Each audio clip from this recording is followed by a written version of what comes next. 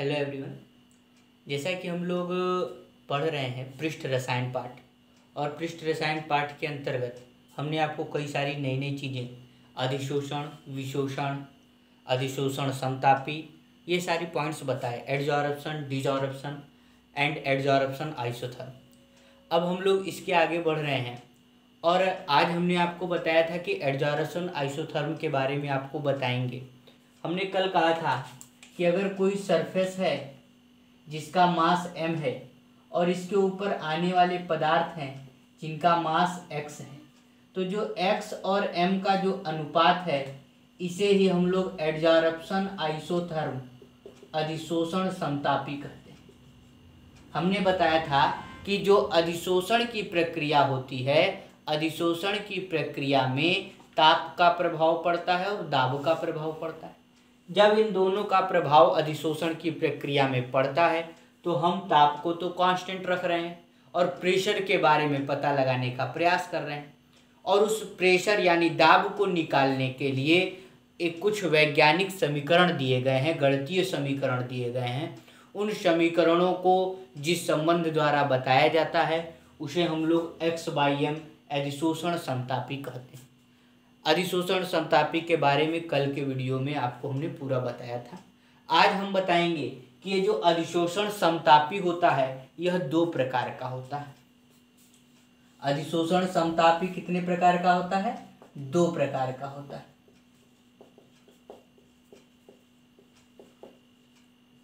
एक होता है फ्रेंडलिक अधिशोषण समतापी और एक होता है लैंगम्यूर अधिशोषण समतापी। इंग्लिश में भी इसे फ्रेंडलिक एडजॉर्प्शन आइसोथर्म और लैंगम्यूर एडजॉर्प्शन आइसोथर्म के नाम से जानते हैं। अब आपको हम खास चीज़ बताएं तो यह जो बोर्ड परीक्षा यूपी बोर्ड की है, यूपी बोर्ड में फ्रेंडलिक और लैंगम्यूर लगातार एक एक वर्ष के अंतराल पर आता रहता है, लेकिन सीबीएसई बोर्ड में केवल और केवल लैंगम्यूर ही अधिकतर पूछा जाता है। तो आपको यह दोनों जानने पड़ेंगे, दोनों को समझिए और दोनों में कैसे क्या परिवर्तन है, क्या दोनों सूत्रों में अंतर है, आपको यह भी जानने का प्रयास करना चाहिए। तो सबसे पहले हम लोग आज अधिशोषण समतापी के प्रकार जाने। अधिशोषण समतापी दो प्रकार की है, एक है फ्रेंडलिक अधिशोषण समतापी और एक है लैंगम्यूर अधिशोषण समतापी। तो सबसे पहले शुरुआत करते हैं फ्रेंडलिक अधिशोषण समतापी। फ्रेंडलिक अधिशोषण समतापी, इंग्लिश में इसे कहते हैं फ्रेंडलिक एडजॉर्प्शन आइसोथर्म। क्या कहते हैं? Freundlich adsorption isotherm. आप जानते ही होंगे कि चूंकि अधिशोषण समतापी है तो x/m के बारे में इसमें बताया गया होगा, और x/m का जो सूत्र है, गणितीय सूत्र, किसके साथ बताया गया होगा? P के साथ, P यानी कि दाब के साथ। तो इसको हम लोग सीधे सीधे कहेंगे कि फ्रेंडलिक ने अधिशोषण की दर को समझाने के लिए अधिशोषण समतापी का दाब के साथ एक गणितीय समीकरण बताया जिसे फ्रेंडलिक अधिशोषण समतापी कहते हैं। For understanding adsorption rate, Freundlich gave a mathematical relation between adsorption isotherm and pressure. That mathematical relation is known as Freundlich adsorption isotherm. अब यह रिलेशन क्या था? तो x/m इक्वल टू kp के पावर 1/n। x तो आप जान ही रहे हैं, m जान ही रहे हैं। x जो होता है वो बाहर से आने वाले कणों का मास होता है, द्रव्यमान होता है। m जो है जिस सतह पर जाता है उसका मास होता है। p दाब होता है। लेकिन यहाँ पर k और n जो होते हैं यह कांस्टेंट होते हैं, जिन्हें हम लोग अधिशोषण नियतांक, एडजॉर्प्शन कांस्टेंट के नाम से जानते हैं। अब देखिए, यह रिलेशन तो इन्होंने दिया, लेकिन इस रिलेशन को मैथमेटिक्स के रूप में, गणितीय रूप में हम लोग यूज नहीं कर सकते। तो इसको हम लोगों ने आगे चल करके डेराइव किया। डेरिवेशन इसका कैसे किया? जैसे x/m इक्वल टू kp के पावर 1/n है तो लॉग ले लिया दोनों तरफ।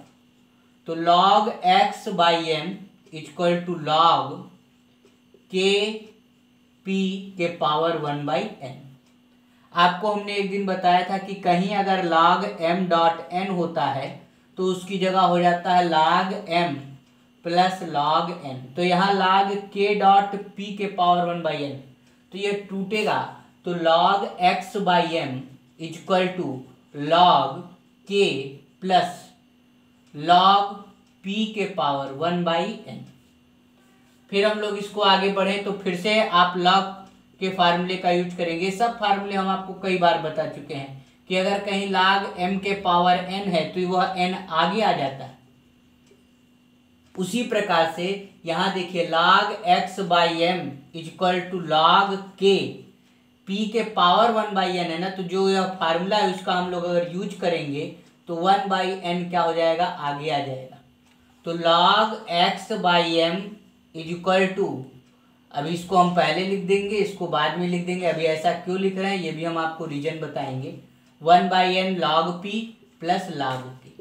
यह जो आप मैथमेटिकल रिलेशनशिप देख रहे हैं, यह जो आप प्रूफ देख रहे हैं, इसे हम लोग कहते हैं फ्रेंडलिक एडजॉर्प्शन आइसोथर्म।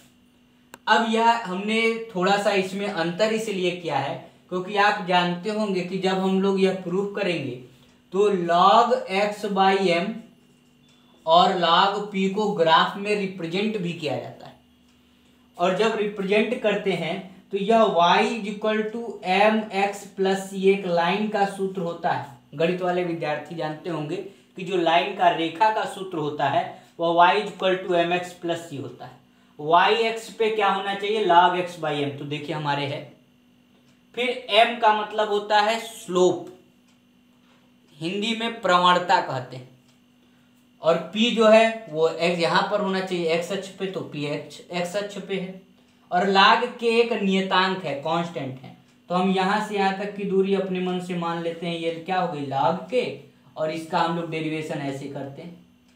तो इसमें यह जो है हमारा हो गया 1/n, यह इतनी दूरी हो गई log k, यह हो गया log x बाई m, और यह हो गया log p।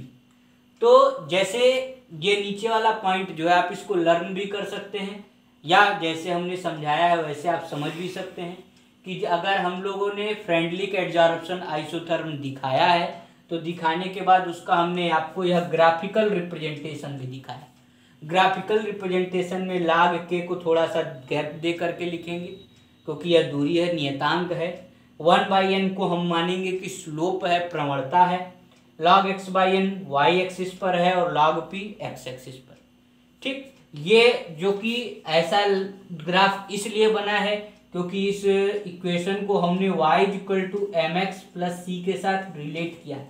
यह y equal to m x plus c, यह एक लाइन का समीकरण होता है, रेखा का समीकरण होता है, या y अक्ष का मान होता है या x अक्ष का मान होता है, m प्रवणता स्लोप होता है और c नियतांक होता है। तो यहाँ नियतांक क्या है, log k, x पे देखिए log p है, m की जगह 1/n है और y की जगह देखिए log x बाई n। तो सबसे पहले हमने आज का जो टॉपिक पहला टॉपिक पढ़ा, पहला टॉपिक क्या था, अधिशोषण समतापी दो प्रकार की होती हैं, फ्रेंडलिक और लैंगम्यूर। फ्रेंडलिक के बारे में, फ्रेंडलिक ने एडजॉर्प्शन रेट और प्रेशर के का रिलेशन दिया। उन्होंने क्या रिलेशन दिया, x by M equal to K P के पावर 1/n। इसको हम लोगों ने क्या किया, लाइन से प्रूफ किया है। यह इसका मेन रिलेशन है प्रूफ करने के बाद, और फिर इसका हमने ग्राफिकल रिप्रेजेंटेशन भी करके दिखाया है। तो 3 नंबर में यह आपके एग्जाम में आ सकता है, आप इसको ध्यान में रखें। अच्छा, फ्रेंडलिक के बाद जो दूसरा वाला है, दूसरा वाला रिलेशन जो है वो है लैंगम्यूर एडजॉर्प्शन आइसोथर्म। क्या है, लैंगम्यूर, इंग्लिश में भी LANGMUIR, लैंगम्यूर एडजॉर्प्शन आइसोथर्म। अब कहिए फ्रेंडलिक ने तो एक रिलेशन दे दिया, तो दूसरा रिलेशन बनाने की क्यों जरूरत पड़ी। सबसे पहले तो ये क्वेश्चन मन में उठना चाहिए कि भाई एक रिलेशन तो आ गया, तो दूसरा क्यों बनाना पड़ा हमें रिलेशन। तो दूसरा रिलेशन इसलिए बनाना पड़ा कि जो फ्रेंडलिक थे उन्होंने केवल एडजॉर्प्शन, अधिशोषण का अध्ययन कर दिया और उसके आधार पर रिलेशन दे दिया। वहीं लैंगम्यूर ने ऐसा नहीं किया। लैंगम्यूर ने अधिशोषण के साथ साथ, एडजॉर्प्शन के साथ साथ विशोषण, डिजॉर्प्शन का भी कोशिश किया। उन्होंने माना कि सतह पर एडजॉर्प्शन भी हो रहा होगा तो कहीं ना कहीं डिजॉर्प्शन भी हो रहा होगा। तो अधिशोषण और विशोषण दोनों के आधार पर उन्होंने अपना एक संबंध दिया, रिलेशन दिया, और उस रिलेशन को हम लोग कहते हैं लैंगम्यूर अधिशोषण समतापी। देखिए इसका डेरिवेशन थोड़ा लंबा है, ध्यान से इसको समझिएगा। दोनों में अंतर क्या है? अंतर यही है कि जो फ्रेंडलिक थे, फ्रेंडलिक ने केवल अधिशोषण एडजॉर्प्शन के बारे में बात की थी, और जो लैंगम्यूर हैं उन्होंने एडजॉर्प्शन और डिजॉर्प्शन दोनों को ध्यान में रख करके रिलेशन बनाया था। यह दोनों के जो अधिशोषण समतापी का मॉडल है, दोनों के उस मॉडल में अंतर है, इसको आप ध्यान में रखिए। तो सबसे पहले लैंगम्यूर की हम लोग बात करते हैं। तो लैंगम्यूर ने क्या किया? लैंगम्यूर ने पूरा डायरेक्ट रिलेशन नहीं दिया, उन्होंने बाकायदा उसको मॉडिफाई करते हुए हमको समझाया। उन्होंने एक सतह मानी, सरफेस, और उन्होंने माना कि इस सरफेस में मान लीजिए अगर थीटा जगह है, थीटा कोई क्षेत्र जगह है, भाई हमने बताया था ना सतह पर भी जो है एडजॉर्प्शन निर्भर करता है। तो इस थीटा जगह पर जो है विशोषण हो रहा है, इंग्लिश में कहेंगे डिजॉर्प्शन, और बची हुई 1 माइनस थीटा जगह पर उन्होंने माना कि क्या हो रहा है? अधिशोषण हो रहा है। अधिशोषण का मतलब है एडजॉर्प्शन। थीटा जगह पे विशोषण हो रहा है और 1 माइनस थीटा जगह पे क्या हो रहा है? अधिशोषण हो रहा है। अब इन्होंने दो केस लेके चले, एक तो डिजॉर्प्शन का, डिजॉर्प्शन मतलब विशोषण, और एक है एडजॉर्प्शन का। डिजॉर्प्शन का मतलब RD, रेट ऑफ डिजॉर्प्शन, विशोषण की दर, और एडजॉर्प्शन को उन्होंने RA से लिखा। कल भी बताया था कि जो अधिशोषण होता है वो क्षेत्रफल पर डिपेंड करता है, तो 1 माइनस थीटा तो उन्होंने निर्धारित किया। और यह जो है दाब पर भी निर्भर करता है, तो RA is directly proportional to pressure और RA is directly proportional to 1 minus theta. 1 minus theta जो है क्षेत्रफल है और P प्रेशर है, RA जो है वह है अधिशोषण की दर, कितना तेजी से अधिशोषण हो रहा है। वहीं RD जो है वो प्रेशर पे नहीं डिपेंड करता, वो केवल और केवल थीटा पर डिपेंड करता। अब इन दोनों इक्वेशन को उठाया, तो ये दोनों इक्वेशन को एक साथ मिलाया, तो RA डायरेक्टली प्रोपोर्शनल हो गया 1 माइनस थीटा और P, एक साथ दोनों को लिख दिया। यहाँ पर वही रहा RD directly proportional to theta. अब फिजिक्स में आप पढ़े होंगे कि जब भी डायरेक्टली प्रोपोर्शनल समानुपाती का चिन्ह हटता है तो नियतांक आता है। तो RA समानुपाती का चिन्ह हटेगा तो नियतांक K आएगा, 1 माइनस थीटा इंटू P। अब K सेम हो जाएगा, इधर भी वही K आ रहा है, तो K को थोड़ा सा, चूंकि ये एडजॉर्प्शन है इसलिए इसके नीचे लिख देते हैं KA, और ये जो डिजॉर्प्शन है इसलिए इसके नीचे लिख देते हैं KD। यह आपका RA की वैल्यू आई और यह आपके RD की वैल्यू, मतलब एब्जॉर्प्शन अधिशोषण के दर का मान आया और विशोषण के दर का मान आया। ध्यान से देखिए, फिर से बता रहे हैं, इंपॉर्टेंट है, लंबा भी है, समझते चलिए। हमने माना एक सतह है, थीटा है जो है विशोषण, जो थीटा क्षेत्रफल पर विशोषण हो रहा है, और बची हुई 1 माइनस थीटा क्षेत्रफल पर अधिशोषण हो रहा है। विशोषण की दर जो है सतह पर निर्धारित होगी, तो सतह के समानुपाती है। अधिशोषण की दर सतह और दाब दोनों के समानुपाती होगी। ताप की हम बात करेंगे ही नहीं, क्योंकि ताप हमारा क्या है? समान है। कल बताए थे कि या तो क्षेत्रफल पे निर्भर करती है, या तो दाब पे करती है, या तो ताप पे करती है। तो क्षेत्रफल और दाब ले लिए, ताप तो हमारा दोनों में क्या है? समान ही। दोनों से हम लोगों ने यह इक्वेशन आपका प्रूफ किया। अब देखिए, ध्यान दीजिए, जब हम लोगों ने दोनों से यह रिलेशन प्रूफ किया तो एक इक्विलिब्रियम होता है, साम्यावस्था। साम्यावस्था में क्या होता है कि ये दोनों मान बराबर होते हैं। तो साम्यावस्था पर जो RA होगा वह RD के बराबर होगा, मतलब जितना तेजी से अधिशोषण हो रहा है विशोषण भी उतनी ही तेजी से होगा। तो KA 1 minus theta into P, RA की वैल्यू रख ली, RD की वैल्यू रख लो KD थीटा। यहाँ से थीटा का मान निकाल लो। थीटा का मान निकालने के लिए हमको गुणा करना पड़ेगा, के का गुणा 1 में और फिर पी में, तो के पी माइनस के ए थीटा पी, के डी थीटा, थीटा वाला टर्म उधर ले जाओ, तो के पी इक्वल टू के डी थीटा प्लस के ए थीटा पी। क्लियर है? यहां तक समझ में आ रहा है? ठीक है।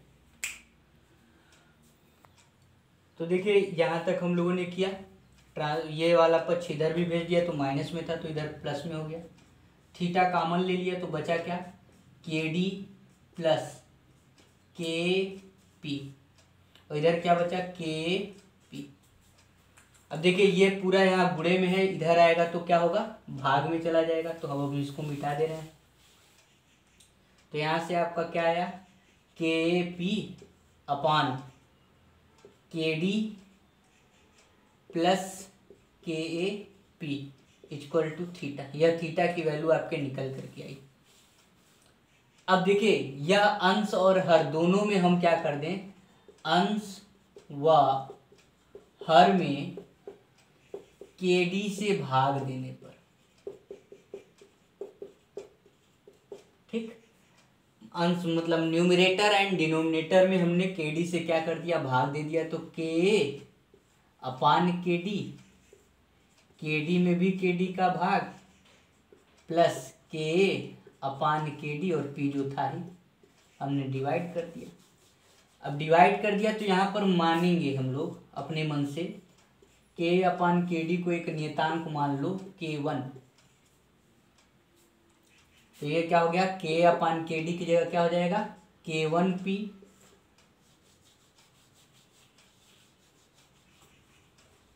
के डी अपान के डी से के डी कैंसिल हो जाएगा, तो 1 प्लस के अपान के डी को क्या मान लो, K1P इक्वल टू थीटा। ध्यान दीजिए यह हमने प्रूफ लिखा था, इसके बाद हमने न्यूमरेटर डिनोमिनेटर में के डी से डिवाइड कर दिया, और के अपान के डी को एक नया, क्योंकि दोनों कांस्टेंट है, कांस्टेंट को कांस्टेंट के साथ डिवाइड किया जाएगा तो एक नियतांक कांस्टेंट ही आएगा। तो हमने यहाँ से थीटा की यह वैल्यू जो है आपकी निकाल ली। अभी प्रूफ नहीं, अभी तो थीटा निकल करके आया। और फिर इसके बाद हम लिखेंगे कि हम जानते हैं, क्या जानते हैं, कि जो x बाई एम है, अधिशोषण है, वो थीटा के क्या होती है, समानुपाती होती है। यही तो है, जो x बाई एम है वो सरफेस एरिया के क्षेत्रफल के समानुपाती होती है। अब समानुपाती का चिन्ह हटाएंगे तो x बाई एम, समानुपाती का चिन्ह हटाए तो एक नियतांक आ गया के थीटा। अब थीटा की वैल्यू यहाँ से इसमें क्या कर देंगे, भर देंगे, तो क्या आया, x बाई एम के, थीटा की वैल्यू क्या आई, K1P अपान 1 प्लस K1P, थीटा की वैल्यू हमने भर दी। अब जब थीटा की वैल्यू भर दी तो आपका क्या आया, x by M equal to K into K1, के में K1 का गुणा और ऊपर P बचा है, और 1 प्लस K1P। अब देखिए दो नियतांक हैं k और K1, जब इनका गुणा होगा तो हम एक नया नियतांक मान ले रहे हैं K1 डैश। देखिए बहुत सारे इसमें नए नए नियतांक आए, K1 आया, K आया, KD आया, अब एक अगला आ गया K1 डैश, क्योंकि भाई इन्होंने रिप्रेजेंट किया था। तो x by M equal to K1 dash P upon 1 plus K1P। अब हम लोग क्या कर दें, इस चूंकि ऊपर कम है और नीचे जो है 2 डिजिट्स हैं, तो इस वैल्यू को उल्टा कर दें, तो x बाई एम की जगह कर दें 1 upon x by M equal to, ये भी उल्टा हो जाएगा, 1 plus K1P upon K1 dash P। P यहाँ गुणे में है और डिवाइड में भी है, तो यहाँ से P निकाल करके इधर हम भेज दें, तो P upon x by M equal to 1 plus K1P upon K1 dash P। P upon x by M equal to, अब इसको तोड़िए, 1 अपान K1 डैश P अलग अलग plus K1 upon K1 dash, और P से P जो है इसका क्या हो जाएगा, कैंसिल हो जाएगा।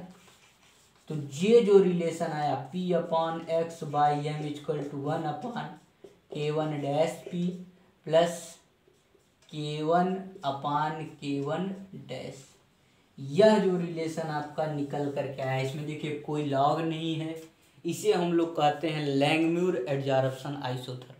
इसका प्रूफ लंबा भी है, हमने बताया कि थोड़ा सा इसमें टाइम लगेगा। पहले हमने सरफेस मानी, फिर आर ए और आर डी को माना, फिर वहाँ से इक्विलिब्रियम कंडीशन लिया, थीटा की वैल्यू निकाली, थीटा की वैल्यू निकालने के बाद उसको एक्स बाई एम से रिलेट किया और तब जा कर के कहीं हमारा प्रूफ आया। तो ये सबसे लंबा प्रूफ भी कह सकते हैं इंटरमीडिएट का। तो इस प्रूफ को आप कम से कम 2 से 3 बार देखेंगे तो आपको आसानी से समझ में आ जाएगा, और ये नोट्स में भी हम आपको प्रोवाइड करा दिया जाएगा कि यह कैसा प्रूफ हुआ है। तो यह जो है लैंगम्यूर एडजॉर्प्शन आइसोथर्म सीबीएसई बोर्ड के लिए भी ये बहुत इंपॉर्टेंट है, तो इसलिए इसको ध्यान से पढ़ेंगे। तो आज के लिए बस।